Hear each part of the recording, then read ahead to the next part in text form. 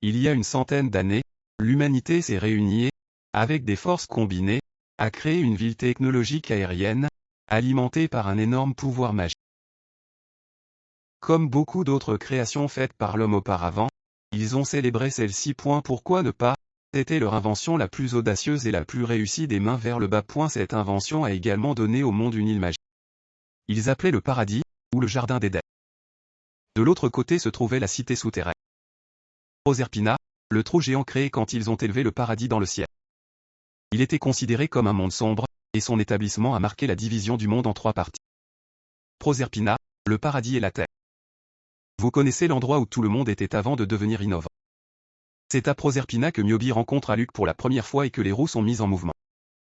En tout autre jour, cette rencontre n'aurait pas été possible, mais contrairement à d'autres jours, elle n'est pas avec ses parents et se cache, peut-être à cause du joyau dans sa main, car chaque fois qu'elle sortait, c'était avec sa mère et elle s'attachait toujours désespérément à elle. Elle ne se souciait pas de ce que les villageois disaient de cette attitude, car elle avait longtemps accepté qu'elle était l'étrange, une enfant introvertie qui n'aimait rien en particulier. Chaque fois qu'elle trouvait quelque chose qu'elle aimait, elle le chérissait, le gardant pour elle-même et personne d'autre. La chose est, Aluk a entendu cela et bien d'autres choses, comme comment elle n'est pas bonne à communiquer avec les gens et que personne ne sait ce qu'elle pense la plupart du temps. Elle ne répond pas, alors il change les choses pour savoir pourquoi elle est dans un esprit qui a été fermé pendant des années. Il s'attend probablement à une histoire folle, mais au lieu de cela elle lui dit qu'elle n'est pas venue ici intentionnellement, elle s'est effectivement perdue. Chaque fois qu'elle a suivi ses parents au travail, elle a découvert de belles pierres précieuses. Avec le temps, son intérêt pour elles a grandi, et elle a commencé à partir. Elle avait prévu de ramasser toutes les pierres précieuses de la mine, mais plus tôt dans la journée, alors qu'elle était à sa chasse habituelle, elle a été chassée par des chauves-souris et s'est retrouvée dans ce chat.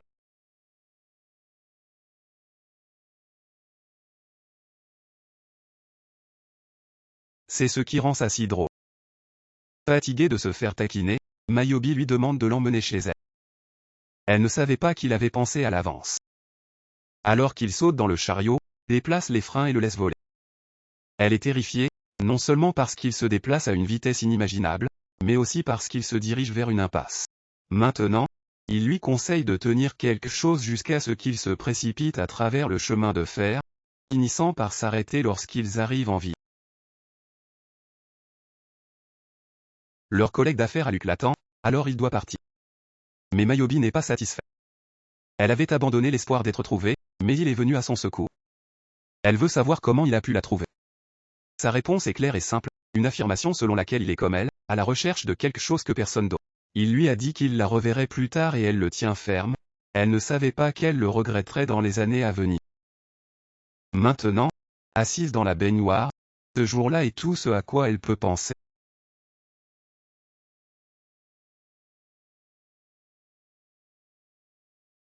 Concentrez-vous sur la longue nuit qui les attend. Si c'était le cas, elle aurait eu du mal à laisser tomber le passé. Maintenant, elle est prête à essayer. Parce que l'homme avec qui elle est maintenant est une insulte à celui qu'elle a été. Cet homme est peut-être un étranger maintenant, mais il y a 10 ans, il n'était pas. Quelques jours seulement après sa première rencontre avec lui, elle était allongée dans son lit en regardant la pierre précieuse qu'elle a trouvée et en se demandant comment aller. Elle espérait qu'il allait bien et qu'elle allait s'endormir avec lui dans la tête quand elle entendit ses parents se préparer à partir.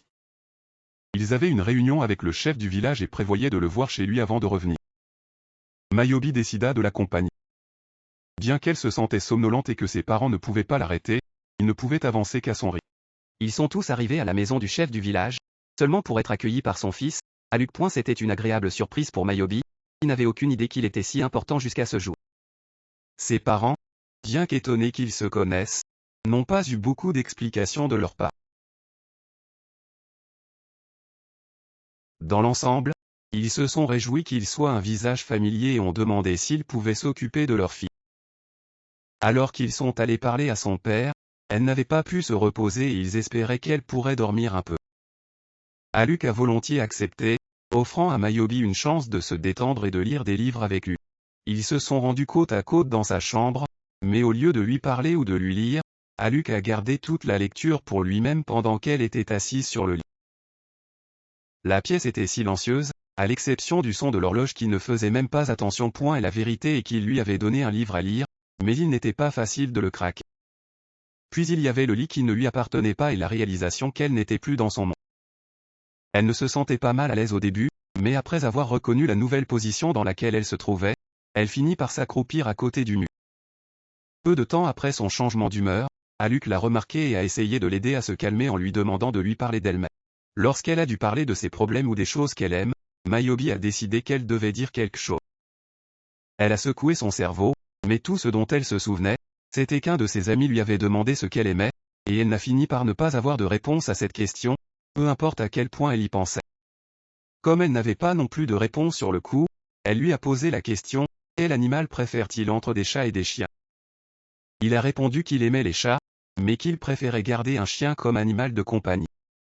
Elle pensait qu'il trompait en choisissant les deux, mais il lui a fait comprendre que ce n'était pas toujours une seule réponse. Puisqu'il lui avait montré une nouvelle façon de voir les choses, il lui a demandé à nouveau ce qu'elle aimait. Cette fois-ci, elle était déterminée à dire quelque chose et a ouvert les lèvres pour parler, seulement pour être interrompue par sa mère. Elle était à la porte et voulait emmener Mayobi à la maison. Elle a interrompu leur conversation, mais Aluk n'avait pas de rancune point en sa présence. Il a loué l'intelligence de Mayobi tandis qu'elle lui a remercié de s'occuper de sa fille. Elle l'a alors prise en main, prête à partir, mais elle a été arrêtée par la fille qui tremblait fortement alors qu'elle demandait d'être mise à terre. Sa mère a obéi, et une fois que son pied a touché le sol, elle s'est précipitée vers Aluk pour lui dire qu'elle aimait les couleurs bleues et jaunes, tout comme ses yeux, puis s'est enfuie. Simultanément, dans une autre partie de la maison, Thurgood, chef du village et père adoptif de Aluk, jouait avec une flèche lors d'une réunion sérieuse avec son adjoint. Il a informé que davantage de villageois étaient d'accord pour se lancer dans une autre nuit sainte. C'était un jour qu'il détestait tellement qu'il trouvait terrible de prononcer son nom. Comme toutes les autres batailles, la nuit sainte a une origine.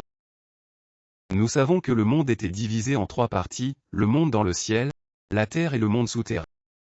Dans l'autre monde terrestre, Prisipina, les habitants commençaient à perdre des membres à cause de son environnement hostile. Ainsi, ils devaient faire face à un travail sans fin et à l'inégalité et l'incapacité de Prisipina à fonctionner de manière indépendante. Ils regardaient vers les Skylanders. Ils ont perdu beaucoup de vie dans cette bataille, mais ils ont écrit leur nom dans le sable du temps, laissant derrière eux une marque que les générations futures vivront pour se souvenir.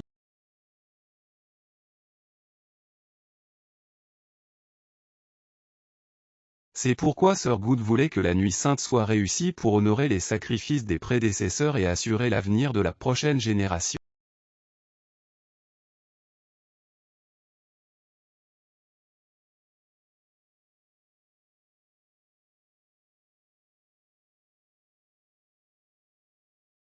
Elle a été distraite par une lueur venant de son sac à dos.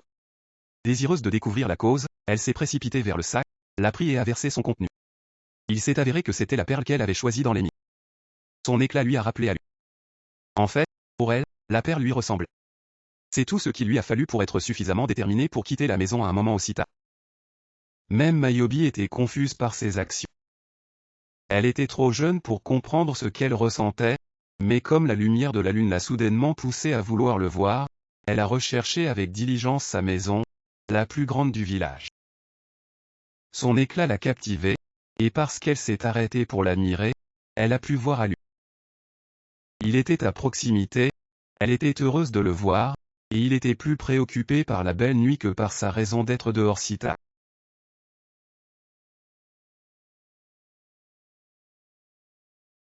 Le ciel de Proserpina brillait. Il allait être comme ça pendant un certain temps, mais ce n'était pas ce qui la préoccupait. Il était son objectif, et son apparition de l'improviste l'a encouragée à deviner qu'il était peut-être apparu parce qu'elle voulait le voir. En toute confiance, elle a essayé de l'appeler et de lui remettre le joyau, mais la petite fille en elle l'a gardée silencieuse, son cœur battant dans sa poitrine pendant que son courage, soudain renouvelé, l'a poussée à ignorer l'humeur étrange qu'elle ressentait et à lui remettre le joyau, lui disant qu'il lui ressemblait.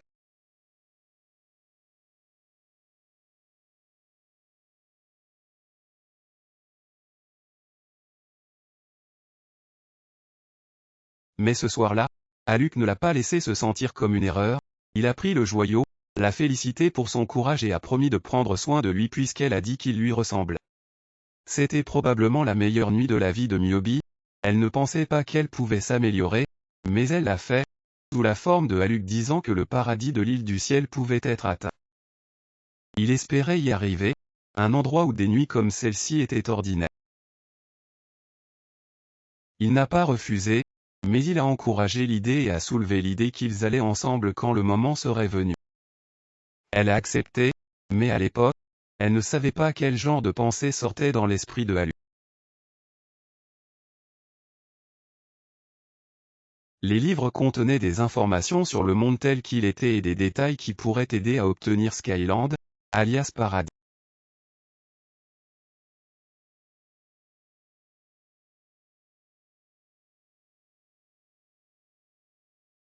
Ce qui lui a permis de découvrir que les frais de passage étaient nécessaires pour traverser des terres. Le plus cher était d'arriver au paradis, ce qui signifie qu'elle devait soit devenir assez riche pour financer leur passage, soit trouver un truc sale pour les y amener. Elle a continué à recueillir des informations. En attendant, le chef du village, Sir Good, était à la base de Proserpina avec son adjoint, se préparant à la nuit sainte à venir. Il se trouvait à la base souterraine, la station de combat que Sir Good avait sélectionnée pour leur attaque, un endroit qui permettait le transport de marchandises et de personnes entre Paradis et Proserpina. Le seul problème était que, à part les biens, les seules personnes autorisées à passer étaient les personnes parfaites ou ceux qui possédaient un pouvoir inexplicable. N'importe qui d'autre serait attrapé dès son arrivée, en raison de la sécurité stricte du paradis. Le truc derrière le passage n'était pas un truc qu'ils avaient encore découvert car il s'agissait d'une question de forme d'âme et de fréquence d'âme. Ils savaient que le seul moyen d'atteindre le jour où ils auraient réussi était le jour où ils pensaient qu'ils gagneraient la guerre. Il ignorait que Myobi était déjà concentrée sur la tentative de déchiffrer le code. Elle lisait beaucoup et prenait des notes. Mais un jour, alors qu'elle prenait des notes, elle s'est accidentellement coupée et quelques gouttes de sang sont tombées sur son lit. Elle a essayé de le nettoyer mais a accidentellement obscurci ses lignes dans le processus, provoquant instantanément une panique.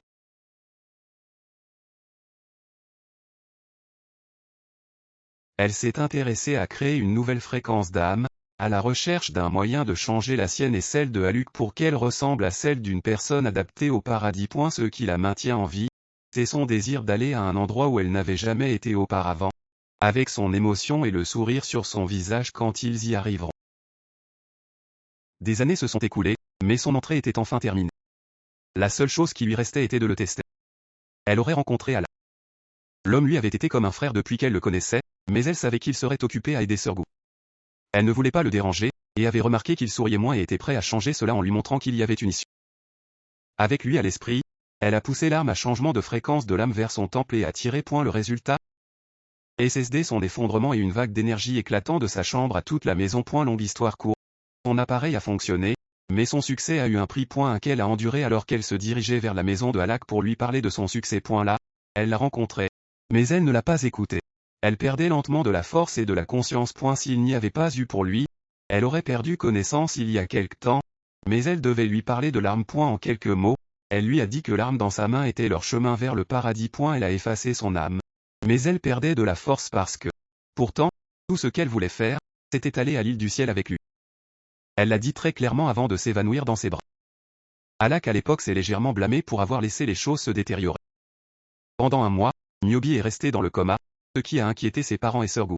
La nuit sainte était le lendemain, et ils avaient l'intention de la poursuivre, même si elle était dans le coma. Ils avaient l'intention de la laisser sous la garde de Allah. Après tout, ils la voyaient comme sa petite sœur et se souciaient d'elle.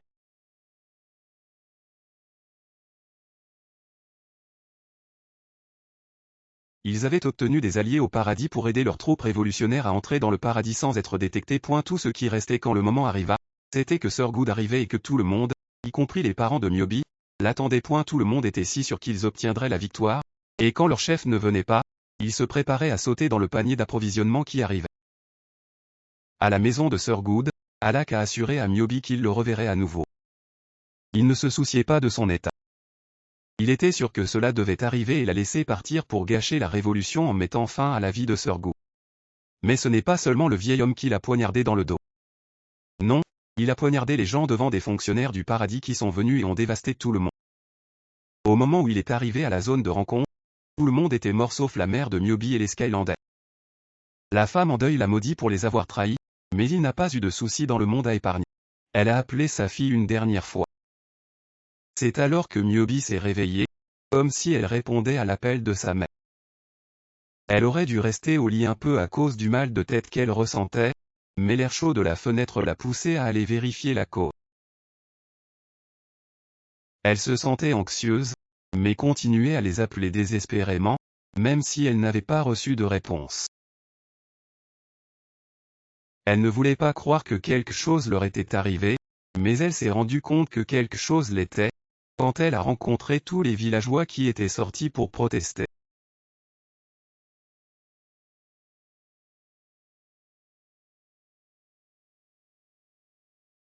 Tout ce qu'elle avait le temps de faire, cependant, c'était de l'avertir du danger imminent. Sous la forme de Halu. Elle lui a dit que leur nuit sainte avait échoué, alors elle voulait qu'elle se cache, mais la jeune fille n'a pas pu obéir au dernier souhait de sa mère. La femme est morte dans ses bras.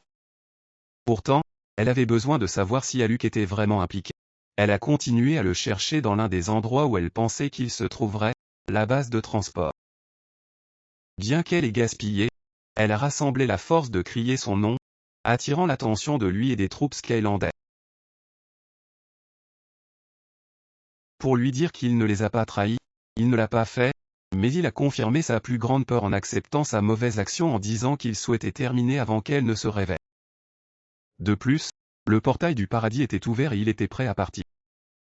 D'un autre côté, elle était prête à pardonner, alors elle le suppliait de ne pas la quitter. Risquer sa place au paradis pour elle était quelque chose qu'il ne pouvait pas faire. Ce qu'il pouvait faire, c'était lui dire au revoir et lui dire que la prochaine fois qu'elle le verrait, il prendrait un autre nom. Il s'attendait probablement à ce qu'elle accepte la défaite et se couche sur son dos, la jeune fille de 16 ans qui avait enterré son village entier de ses propres mains. Elle ne pouvait pas laisser cela s'écouler, croyant qu'il envoyait tout le monde en enfer. Elle ne pouvait donc pas le laisser profiter d'une vie au paradis. Elle était déterminée à entrer dans le paradis et à utiliser ses mains qu'elle utilisait pour creuser des tombes, pour déployer tout le poids de sa vengeance. Elle ne bluffait pas quand elle a proposé cela dans son cœur.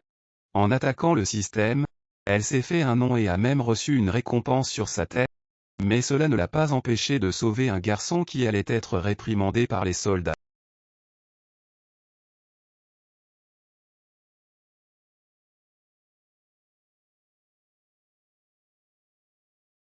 Elle est entrée dans le paradis avec des capacités folles qui l'ont aidé à combattre ses batailles plus efficacement, mais elle avait encore besoin d'alliés et est allée en vérifier un après son sauvetage réussi. L'homme vivait dans la partie inférieure du paradis. C'est drôle qu'elle ait pensé que c'était une sorte de paradis avant d'y arriver, mais ce n'était pas le CAS. Il y avait aussi une inégalité sociale. Les nobles vivaient en grand, loin des eaux, et laissaient le reste de la population avec une condition de vie inférieure. C'est pourquoi la fille de son allié était malade, et il n'avait nulle part où l'aider. Les hôpitaux qui leur étaient attribués étaient pleins et la seule personne qui guérissait gratuitement était Niobe, qu'il connaissait comme l'inconnu.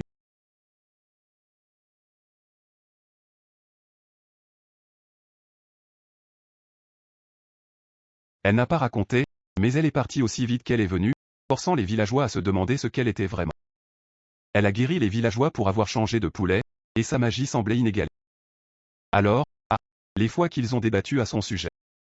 Le résultat final de tous ces débats était toujours qu'ils étaient reconnaissants à elle pour leur apparition quand personne d'autre ne venait les aider. Ses capacités, elle a connu des effets secondaires graves. Rappelle-toi quand elle a utilisé ce pistolet, oui, elle a perdu son âme ce jour-là. C'est ainsi qu'elle a pu entrer dans le paradis.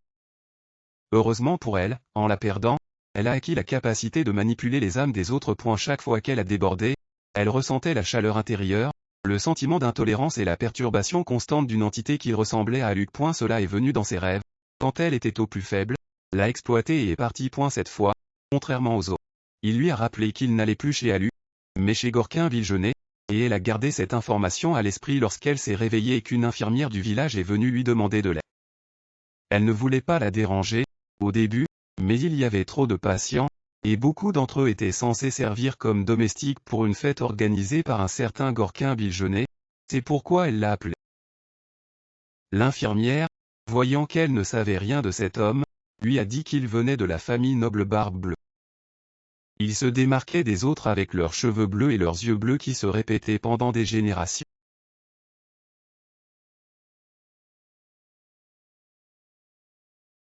C'est tout ce qu'elle avait besoin de savoir avant de demander comment elle pouvait devenir une servante dans ce manoir.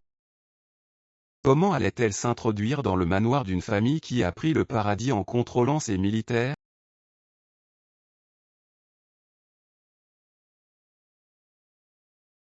D'un autre côté, les élites du paradis qui craignaient une révolution, pour éviter d'être prises au hasard, ont empilé les meilleures armes, ce qui signifiait que tout l'argent allait au biljonnet, que les pièces ne tournaient pas et que l'effondrement de la société était une possibilité. Plus c'était probable, plus il faisait des profits. Une famille douteuse qui profitait du conflit est ce qu'elle était. Réfléchissant à ce qui s'était passé dans son village, Mayobi était convaincu que Aluk était avec les biljonais. L'infirmière lui a informé que l'entrée serait différente, puisqu'ils utilisaient l'identification de l'âme pour entrer. Seuls ceux avec les formulaires d'âme vérifiés étaient autorisés à entrer. À son arrivée, elle a confirmé ce que l'infirmière avait dit, et comme son âme errante n'était pas revenue, elle a abandonné et s'est retournée pour partir. Elle n'avait pas bougé, quand, de nulle part, quelqu'un l'a saisie. Instantanément, elle a paniqué, mais s'est calmée lorsqu'elle a réalisé que c'était juste une servante. Et la servante l'a regardée comme si elle la reconnaissait et a dit qu'elle possédait les traits d'une femme nommée Karen qui avait été envoyée pour l'aider. Elle a essayé de dire à la servante qu'elle avait pris la mauvaise personne, mais elle a refusé d'écouter la raison et l'a traînée au-delà de la ligne de vérification. Même lorsque le gardien a essayé de les arrêter, la servante est restée obstinée et a soutenu que la dame qu'elle acceptait était une servante en fuite. Elle a affirmé qu'elle avait été vérifiée une fois, ce qui signifie qu'elle n'avait pas besoin d'être vérifiée une deuxième fois.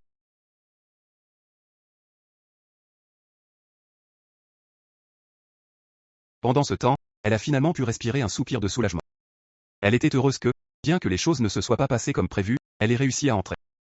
La première phase de son plan était terminée, et elle s'est précipitée dans l'uniforme pour entrer dans la deuxième phase. À la surprise de la femme de ménage, la robe de Myobi s'adaptait parfaitement, mais il n'avait pas le temps de se concentrer sur les compliments. Il devait préparer les choses pour l'arrivée du chef de la maison, Sir Glocken Biljonais. Tout le monde, à l'exception de Myobi, s'est incliné respectueusement à son entrée. Elle n'a pas pu s'incliner parce qu'elle était occupée à essayer de l'identifier. Elle voulait être sûre que Aluk et Sir Glocken Biljonais étaient une seule et même personne, mais la servante d'avant ne l'a pas laissé, baissant la tête avant de pouvoir voir son visage correctement. Sans perdre de temps, il s'est approché d'eux et s'est vite rendu compte que le visage de Myobi était nouveau pour sa maison. Puisqu'il l'avait vue pour la dernière fois quand elle était petite, il ne la reconnaissait pas non plus de son passé, et a demandé une lettre de recommandation à son ancien maître. Tout le monde attendait d'entendre ce qu'elle avait à dire, et une mauvaise réponse signifierait sa mort. Elle ne pouvait pas laisser les choses se terminer comme elles étaient, alors elle a inventé le mensonge selon lequel son maître précédent était mort, et elle est venue à son manoir à la recherche d'un emploi parce qu'elle avait appris qu'il y avait une vacance. Ses prières ont été exaucées lorsqu'il a souri et lui a dit qu'il allait fermer les yeux sur elle et la laisser continuer à travailler pour lui.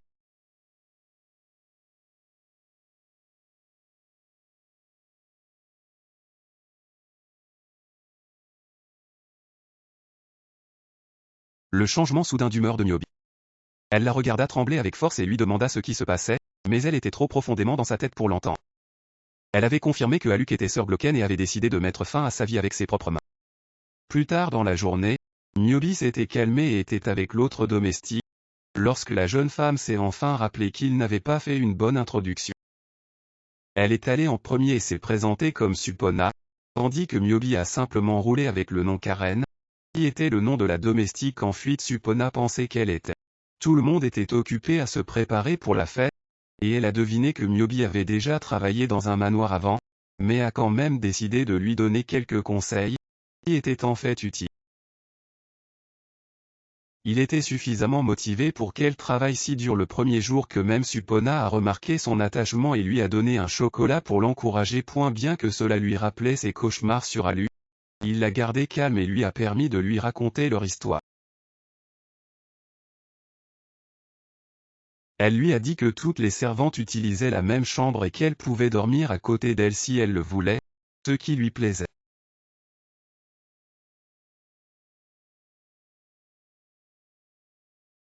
Quelques minutes après leur discussion, une autre servante est tombée morte devant eux. D'après l'état dans lequel elle se trouvait, il pouvait dire qu'elle était tombée d'une partie supérieure du manoir, et Supona a paniqué. Elle a supposé que la servante était morte, mais en entendant cette hypothèse, Myobi a rappelé à toutes les personnes qu'elle avait perdu le jour où Aluk les a trahis. Elle a refusé de laisser la servante finir comme elle. Alors que Supona se tenait fixée à l'endroit, elle a vérifié la servante et a ressenti le pouls. Cela a donné de l'espoir. Elle croyait pouvoir la sauver, mais avait besoin que Supona la quitte, pour lui permettre d'utiliser librement ses capacités. Le fait de sauver la jeune fille l'a rendue heureuse parce que c'était la première fois qu'elle restaure la vie, et à la fin de la journée, c'est sa résilience qui a gardé la servante à respirer. Même Karen l'a remarqué et l'a félicité. Inconnu d'eux, Luke a regardé tout ce qui se passait par sa fenêtre. Sans expression. Avait-il été assez proche pour l'avoir utilisé ses capacités? Nous ne pouvons pas le dire avec certitude, mais il était certain qu'elle avait attiré son attention. Le lendemain, Niobe était occupée à ses devoirs quand elle a entendu deux servantes parler de la fille qui était tombée la nuit précédente. Ils la connaissaient bien, et ont entendu qu'elle avait pris le patch oculaire de leur maître. Comme dans le patch oculaire de Luke. Ce qu'elle a fait était fou, mais elle a été touchée par la curiosité. Ils ont deviné qu'elle devait vouloir savoir si la malédiction était réelle. En entendant cela, Niobe s'est intéressée à en savoir plus sur leur discussion, alors elle s'est tournée vers Sepona et a demandé à propos de la malédiction dont il parlait. Sepona, en gardant son sourire habituel, a rejeté le sujet. Elle a dit qu'il n'y avait rien de spécial dans la malédiction de leur maître. Elle a conseillé qu'il continue à travailler, mais cela a donné à Niobe le sentiment qu'elle cachait quelque chose. Elle a deviné que c'était quelque chose qu'elle n'était pas censée savoir. Elle avait beaucoup entendu parler de la nouvelle Karen, qui a aidé sa camarade de chambre hier soir, et est venue la voir, pour la remercier d'être la gardienne de sa sœur, et pour lui dire qu'elle allait s'occuper de leur entrée.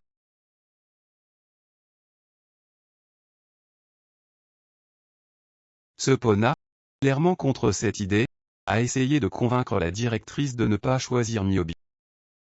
Elle lui a conseillé de choisir quelqu'un qui était réellement basé sur les règles de la succession, une suggestion que la dame plus âgée l'a averti contre, car cela signifiait défier les ordres de leur maître. En ce qui concerne la mise à jour des règles du manoir, la directrice a laissé cette tâche à Inol. Bien que le nouveau développement ait été un coup de pouce pour les plans de Niobe, elle a commencé à soupçonner que plus de choses se passaient dans le manoir qu'elle ne le savait. Le regard défait sur le visage de Sepona l'a fait penser ainsi, mais cela ne l'a pas empêché d'aller à la chambre de Luke plus tard ce jour-là pour l'aider à se baigner.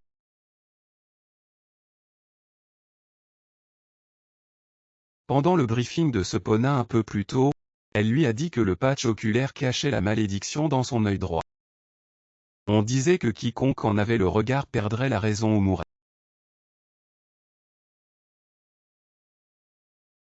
Si seulement c'était aussi facile, la malédiction attirait les gens vers elle. Sepona l'avertissait d'être prudent, personne n'est jamais revenu le même. Elle ne voulait pas que Niobe soit le prochain. Niobe ne voulait pas non plus subir un tel sort et le baigner avec prudence, tout en l'observant attentivement. Par colère et parce qu'il semblait avoir abaissé sa garde, à un moment donné Niobe a pensé à mettre fin à sa vie là-bas. Selon Sepona, la meilleure chose à faire lorsqu'Luke fait une demande, c'est d'obéir sans bruit, mais elle lui assure qu'il n'a jamais fait de demandes obscènes.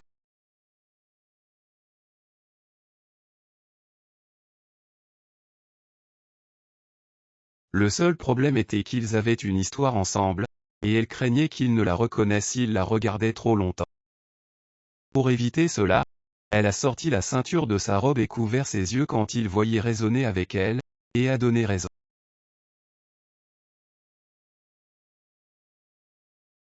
Bien sûr, elle a obtenu sa permission avant de le faire, car ses raisons étaient qu'elle ne voulait pas qu'il se sente embarrassé et qu'elle ne voulait pas faire la même erreur que la dernière domestique. Elle se disait qu'elle n'était pas autorisée à avoir honte. Elle avait un travail à faire et devait profiter de l'occasion pour rechercher ses faiblesses. C'était plus facile à dire qu'à faire, cependant. Elle craignait qu'il ne les reconnût, mais la question qu'il lui posait en la regardant dans les yeux était suffisante pour la convaincre qu'elle était en sécurité.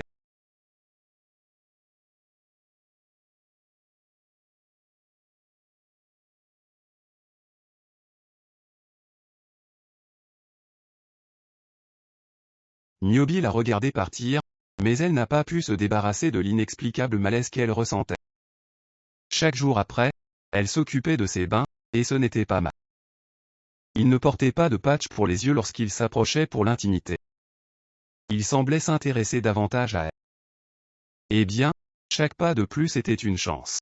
Pour qu'elle découvre ses faiblesses, et elle a réussi à en trouver une dans son œil droit soi-disant maudit. Ce n'était pas une malédiction, mais la preuve qu'il lui manquait l'ensemble complet des yeux pour un billard. Cette découverte seule l'a fait se demander pourquoi il ne l'avait pas tué. S'il ne l'avait pas reconnu, il aurait dû le faire déjà. Cette pensée l'a rendu éveillé la plupart de la nuit. Sapona, et qu'elle est entrée dans la pièce, a remarqué qu'elle avait des pensées profondes et a décidé de Niobe, bien qu'elle ait initialement prévu de rejeter ses pensées comme rien, s'est déplacée et a sorti une photo de son plus jeune âge.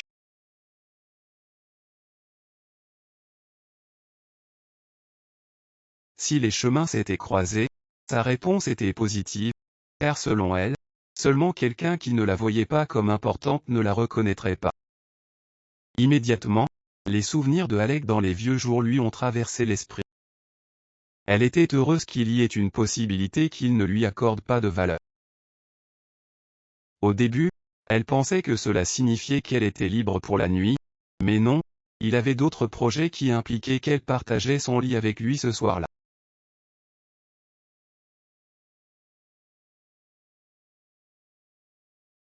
À l'époque, elle n'avait aucune idée et espérait le découvrir plus tard. À l'arrivée dans la chambre de Alec, Niobe a reçu une chemise de nuit à changer.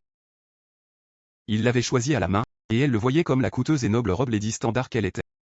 Avec la robe correctement ajustée, elle s'est jointe à lui sur son lit et a cherché à connaître le type de répétition dans laquelle ils étaient engagés. À sa surprise, il s'est allongé à côté d'elle, affirmant qu'il avait l'intention de pratiquer le coucher avec elle dans ses bras. Cependant, elle ne croyait pas qu'il allait s'endormir, jusqu'à ce qu'il le fasse, la laissant éveillée avec l'occasion de mettre fin à sa vie. Il a blessé son peuple, et c'était sa meilleure chance contre lui. Pourtant, elle ne pouvait pas se forcer à aimer Niobe comme une malédiction, et elle a passé le reste de sa nuit à pleurer l'occasion qu'elle avait jetée. Ne pas pouvoir le tuer aurait dû être un signe qu'il était temps pour elle de le faire. Mais Niobe ne le voyait pas de cette façon, elle a continué à travailler en tant que servante sous couverture. Un peu plus longtemps dans son séjour à la propriété, elle a remarqué que l'endroit était plus fréquenté que d'habitude et s'est appuyée sur Sapona pour lui expliquer ce qui se passait. Elle pensait que Niobe avait raté cela parce qu'elle servait des bains quand il a été annoncé. Pendant ce temps, Golden Girl était occupée en espérant pouvoir obtenir plus d'informations sur le domaine pendant le banquet. Puisqu'ils étaient sur le sujet, Niobe voulait savoir le but du banquet. C'était généralement pour célébrer quelque chose, mais cette fois les choses étaient différentes. Alec allait choisir une épouse. Dès qu'elle a entendu cela, Niobe a perdu de la force dans ses mains et a accidentellement laissé tomber le plateau qu'elle tenait en main. Bien qu'elle ait vu la blessure comme une petite bénédiction déguisée, parce que la directrice a annoncé qu'elle avait été libérée de la responsabilité de s'occuper des bains. Tout en aidant à la blessure, Sapona a poursuivi que, bien qu'aucune raison n'ait été donnée pour qu'elle soit libérée du service de bain, elle a deviné que Alec essayait de se préserver pour les yeux de sa femme. Elle a laissé Niobe partir quand elle a fini et l'a exhorté à être plus prudent, sans savoir à quel point elle était affectée par la nouvelle. Alec dans ses manières de flirter avait atteint le niveau où ce soir-là, elle s'est accidentellement glissée dans le couloir menant à sa chambre à coucher. Pourtant, elle s'est retrouvée en train d'aller dans sa chambre, même après avoir été libérée de son devoir de bain. Dès qu'elle s'est rendue compte, elle s'est retournée pour partir, quand elle a entendu la voix d'une femme qui a attiré son attention. À côté de sa chambre se trouvait Alec et une femme, et Niobe a essayé de se forcer à ne pas se soucier. En vérité, elle était blessée que la répétition était probablement pour la femme qu'il était. Heureusement pour Niobe, elle a réussi à absorber la frustration et à partir.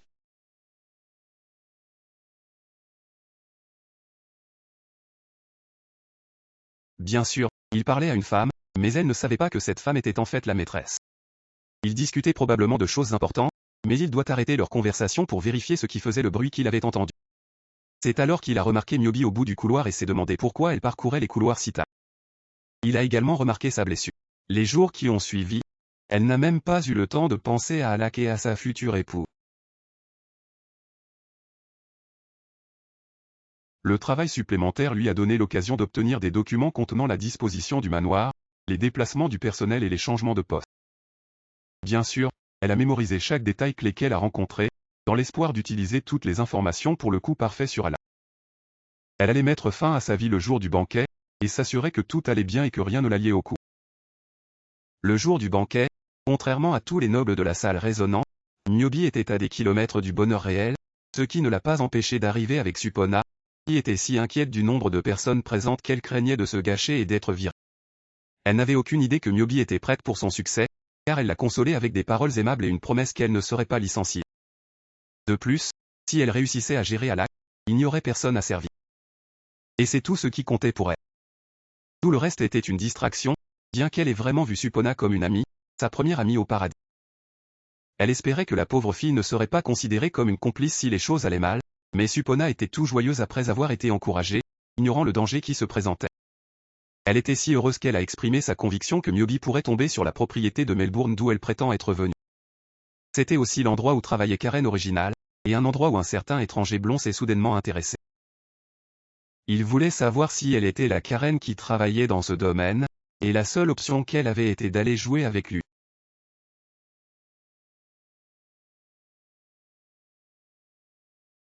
Pour se sauver, elle a essayé de partir. L'homme a vu cela comme un manque de respect et l'a retirée, la faisant tomber. En haut de sa voix, il a affirmé qu'il n'avait pas l'air d'avoir jamais travaillé dans le domaine de Melbourne, alors il a voulu savoir qui elle était vraiment. Le changement de marée s'est produit brusquement et elle n'a eu qu'une seule option, abandonner son objectif et fuir. Shikili, il l'a appelé par son nom Myobi de Night et lui a demandé de se lever.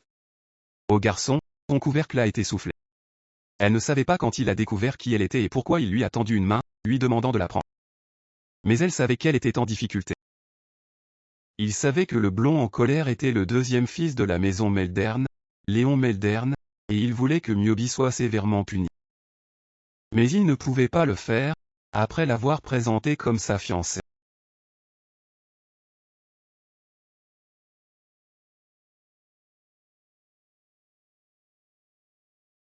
L'union entre une servante et un homme aussi noble que lui était une nouvelle, mais cela signifiait qu'elle était intouchable. Elle n'a donc rien dit, mais après qu'il soit parti pour s'occuper d'autre chose, elle n'a pas pu comprendre comment les choses se sont déroulées si vite dans la mauvaise direction. Elle ne pouvait pas dire si la conversation de son fiancé était un acte ou la vérité.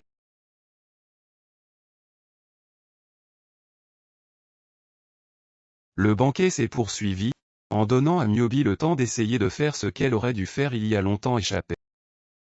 Dès qu'elle a été prise par les autres de Halak, elle a été détenue dans le sous-sol sans moyen de s'échapper.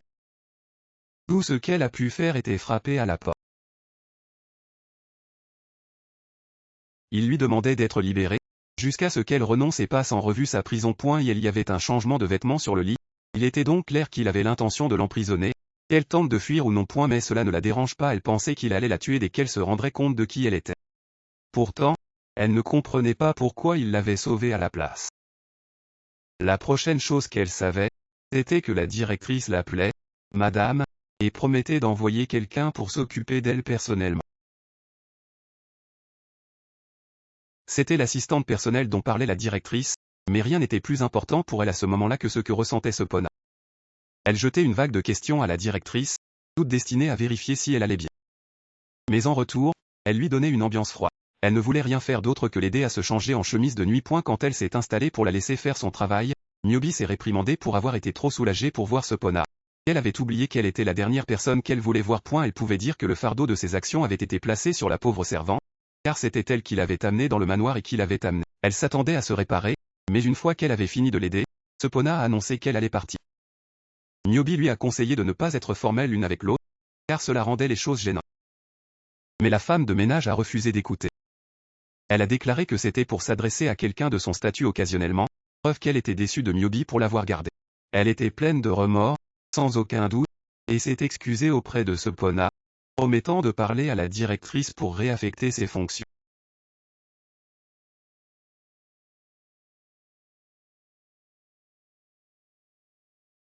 Supona a été choquée par l'excuse d'une excuse, car ce n'était pas ce qu'elle voulait entendre.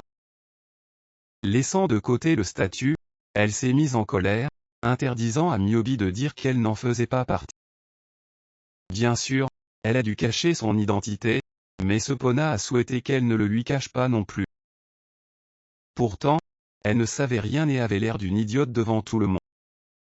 Elle comprenait en fait la nécessité de garder son identité secrète au début, mais il a fallu beaucoup de temps pour qu'elle s'en rende compte.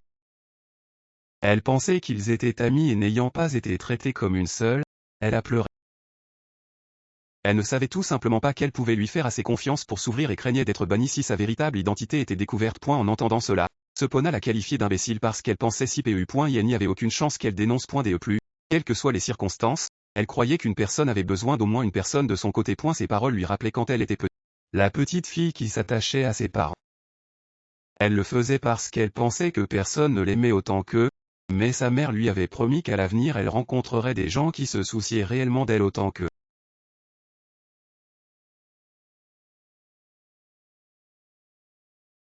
Pendant les quelques minutes qui ont suivi, elle lui a donné des conférences sur son passé horrible et a couru avec sa chance. C'était beaucoup à accepter et difficile à croire, mais il n'a pas fallu de convaincre pour elle de faire confiance à l'histoire de Myobi et de promettre de rester avec elle et de l'aider à s'échapper. Elle avait passé plus de temps avec elle que prévu et devait retourner dans sa chambre avant que quiconque ne s'aperçût qu'elle n'était pas là. Néanmoins, sur le chemin du retour, tout ce à quoi Sepona pouvait penser était la souffrance que Myobi avait endurée. Elle était heureuse que les choses dans le manoir se calment et prévoyait d'être plus attentive, pour le bien de ses amis.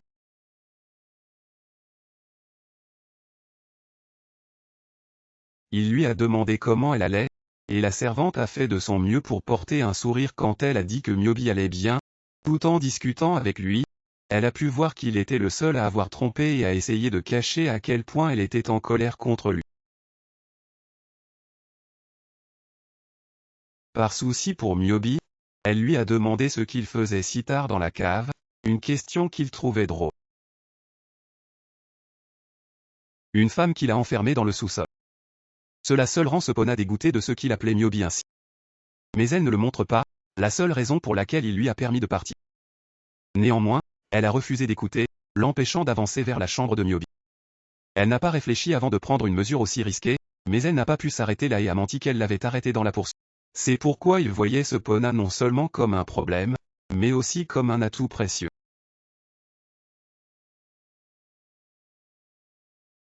Dans ce sens, il lui a rappelé qu'elle avait commencé à travailler dans son domaine 2 ans plus tôt.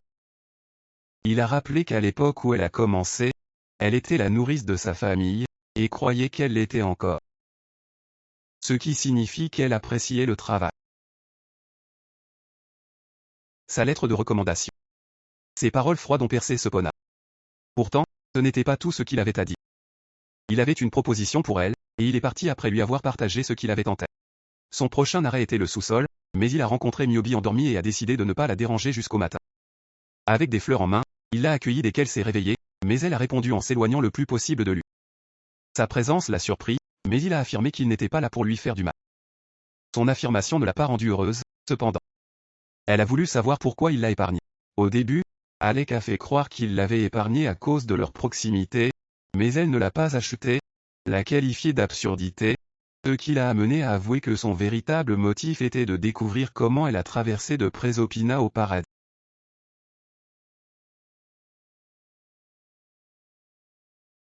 Il s'est ensuite approché d'elle pour lui dire que si elle n'était qu'un outil, il l'aurait terminé le jour même où il a terminé son village. Cette déclaration l'a énervé. Elle a voulu le battre à l'appui. Mais quand elle s'est étendue pour l'attaquer, elle a été arrêtée hier soir, il n'y avait pas de contrainte, alors elle se demande quand il la lit. Alors qu'elle réfléchissait à la chaîne, il a sorti le pistolet à fréquence d'âme qu'elle avait créé quand elle avait 16 ans et l'a pointé vers elle. Il lui a demandé si elle se souvenait de lui. Bien sûr, elle s'en souvenait, bien qu'elle n'ait pas eu beaucoup de temps avec lui. D'un autre côté, il l'a fait, et il a utilisé ce temps pour l'étudier. Son étude l'a aidé à découvrir que le pistolet avait la capacité de tuer l'âme tout en quittant le propriétaire. Depuis, il avait fait plusieurs tests sur son corps, tous ayant échoué, la laissant comme la seule réussite d'une invention digne de ce nom. C'était sa raison ultime de la garder en vie. C'était vraiment sinistre de le dire. L'homme semblait avoir perdu la tête. Il lui montrait qu'il ne se souciait pas de lui. Passer le reste de sa vie confinée dans le sous-sol en tant que femme de la maison ou mourir par sa main. Les deux options signifient l'enfer pour Myobi. Elle s'est donc attaquée. Elle a pensé qu'il était inhumain pour lui de lui demander de décider entre une vie maudite avec lui et la mort par sa main. Il a tué son ancien et plus heureux moi en trahissant le village et en l'abandonnant. Elle lui a craché dessus et l'a appelé la chose la plus vile qu'elle aimait. Mais il n'a pas vu ses sentiments pour lui comme une chose du passé. il l'a tirée à lui-même et a apparemment promis de ne pas l'abandonner à nouveau si elle lâchait tout. Niobe a décidé de jouer à Allah. Il était content de son choix, mais il a dû partir et a promis de revenir dès qu'il avait le temps. Quand il est parti, Niobe est retourné à son humeur de jeu d'origine. Elle était heureuse d'avoir acheté du temps pour elle-même et de réfléchir profondément à tout ce qui comptait pour elle, la vengeance. Ailleurs, Sapona a connu une lutte de son propre chef. Avant elle était le petit déjeuner de Niobe, et Alak lui avait ordonné la nuit précédente de le doser avec un sérum qui la rendrait facile à manipuler. Depuis que l'ordre venait de Alu. Elle ne pouvait pas l'éviter. Il était maître de la maison et son maître. Sapona pouvait sentir leurs yeux vigilants. Si elle ne le faisait pas, elle soupçonnait qu'il allait attaquer sa famille. Pour eux, elle se rappelait qu'il disait que le sérum n'était mortel qu'après une utilisation prolongée. Elle avait prévu de l'utiliser sur la nourriture de Niobe, une seule fois, et l'a administré avec une petite goutte. Elle n'avait pas mangé toute la journée et n'avait pas permis à la personne à la porte d'entrer. Avec joie, elle s'est assise pour l'accueillir. Mais cette joie a été de courte durée, car ce n'était pas sa main droite à la porte, mais à la. Elle pensait qu'il allait rester loin d'elle jusqu'au mariage, comme il l'avait dit. Il avait prévu de le faire, vraiment, mais il a appris qu'elle avait refusé d'entrer à chaque servant. Mais sa servante, Sapona. Pour cette raison, il a décidé d'intervenir personnellement, en lui donnant un bain lui-même. Elle l'a laissé faire son truc, à la première, à contre-cœur. Mais ensuite, il a commencé à agir tout soigneusement, et elle a changé d'avis. Elle voulait que les domestiques l'aident à la place. Mais il a refusé. Prendre soin d'elle était quelque chose qu'il a fait dans le passé, et il a estimé qu'il n'était pas censé. Il lui a promis de l'aimer comme un mari ordinaire devrait l'aimer, une déclaration qu'elle considérait comme un mensonge. Il l'a raconté sans changer d'expression. Pourtant, il est resté et a fait plus de vérifications sur elle. C'est ainsi qu'il a pu remarquer les échymoses sur sa jambe enchaînée. De là, il pouvait dire qu'elle avait beaucoup bougé, comme il le soupçonnait. Il s'est soudainement demandé s'il était le seul à s'être intimé avec elle, et elle lui a répondu qu'il n'était pas, ce qui était probablement un mensonge, mais cela l'a mis en colère. Bien qu'il n'ait pas essayé de le montrer, ses actions l'ont fait. Alors qu'il s'approchait d'elle une autre fois, elle n'était pas à l'aise avec cela. Surtout puisqu'il lui avait dit qu'elle n'était rien d'autre que la preuve du succès de la destruction de la. À cela, il avait une réponse, la répétition de la nuit de mariage. Il a prétendu qu'il avait fait la répétition parce que, à partir de ce jour, il avait décidé qu'elle était sa femme. Il a essayé d'expliquer qu'il l'aimait vraiment, mais Niobe a compris deux choses à partir de ce qu'il disait. Une, il savait qui elle était depuis le début, et deuxièmement, que Alek mentait. Elle le connaissait assez longtemps pour dire que chaque fois qu'il mentait, il le faisait avec un sourire. Quand il a fini, il l'a laissé aux soins de Sapona, il a appelé à l'avance. Quand elle est arrivée, Niobe était habillée au lit. Elle a dû la réveiller, après quoi elle lui a fait des reproches légers pour l'avoir inquiétée en rejetant les repas d'autres domestiques et en se faisant mourir de faim. L'ambiance était chaude. Niobe était heureuse de voir un visage familier, encore plus heureuse quand Sapona lui a informé qu'ils allaient manger ensemble. Et la raison pour laquelle elle lui a donné ceci était qu'elle voulait s'assurer qu'elle finissait son repas. Honnêtement, ce n'était pas le cas, ce qu'elle faisait avait quelque chose à voir avec le sérum que Alek lui avait donné, et elle a montré avec quelle inquiétude elle avait l'air quand Niobe a commencé à s'étouffer, craignant que ce ne soit autre chose, mais c'était juste que le repas était trop épicé. Bientôt, l'inquiétude s'est déplacée vers elle. Le moment où son visage est devenu pâle et qu'elle a commencé à hyperventiler. Niobe a essayé de savoir ce qui ne va pas, mais tout ce qu'elle a fait était de s'excuser d'avoir promis de la soutenir et de s'échapper du manoir avec elle. À la fin de ses excuses, elle s'est effondrée. Préoccupée, Niobe s'est précipité vers elle et a crié à l'aide. Pour une raison quelconque, elle n'a pas essayé d'utiliser ses pouvoirs pour aider Sapona. Elle a simplement observé une vague d'énergie lumineuse s'échapper d'elle et s'éloigner comme des pas. Plus elle s'éloignait, plus ses souvenirs Niobe pouvait voir. C'est ainsi qu'elle a appris le sérum que Alek lui avait donné pour plonger dans sa nourriture. Elle a vu Sapona demander une deuxième assiette de nourriture après avoir administré la première, bien qu'elle ait dit aux autres servantes qu'elle en avait besoin pour manger avec Niobe afin de l'encourager à manger aussi. Elle n'était pas prête à trahir son ami et à parier sa vie sur la parole de Alek. Puisqu'il a dit que c'était inoffensif, elle devait être sûre. Il s'est avéré que ce n'était pas le cas. Elle était dehors et avait besoin d'aide. Avec l'aide de Niobe, elle est arrivée beaucoup plus tôt que prévu. Bien qu'ils prétendent vouloir l'aider, elle ne peut pas les croire, soupçonnant qu'ils ont l'intention de profiter de la situation et de se débarrasser de Sapona. C'est pourquoi elle a demandé sévèrement s'ils allaient l'emmener pour un traitement et a exigé d'aller avec eux. Les servantes ont refusé et ont utilisé Alec comme excuse pour le faire. Selon eux, il a ordonné qu'elle ne soit pas sortie du sous-sol et il ne pouvait pas désobéir. Niobe n'était pas sûr qu'ils emmenaient ce Pona pour se faire soigner, mais elle ne pouvait rien faire d'autre que les regarder impuissamment se préparer à l'emmener. Elle est restée patiente jusqu'à ce que l'une des servantes lui ait laissé un commentaire sur le fait qu'elle était coincée et incapable de faire quoi que ce soit. L'autre a essayé de lui dire de se calmer, car elle pensait que Niobe pouvait l'entendre, mais il était trop tard. Avant que sa victime ne s'en aperçoive, elle l'avait prise par les cheveux d'une seule main, avec le bas vers le haut et a donné une option à la servante, l'emmener chez le médecin où elle serait si blessée qu'ils appelleraient un médecin pour elle. Plus elle perdait de temps, plus Niobe était agitée. Si ce n'était pas pour la directrice qui est intervenue, elle aurait tenu parole. C'est drôle qu'elle soit à l'aise dans la région. Néanmoins, Niobe était plus préoccupée par ce Pona que par elle-même. Elle a exigé d'être emmenée à l'endroit où il prévoyait d'emmener son ami pour un traitement, afin de surveiller sa guérison avec ses propres yeux. Mais sa demande a été refusée. La servante a réaffirmé que la seule personne qui pouvait donner l'ordre était à lui, mais elle ne se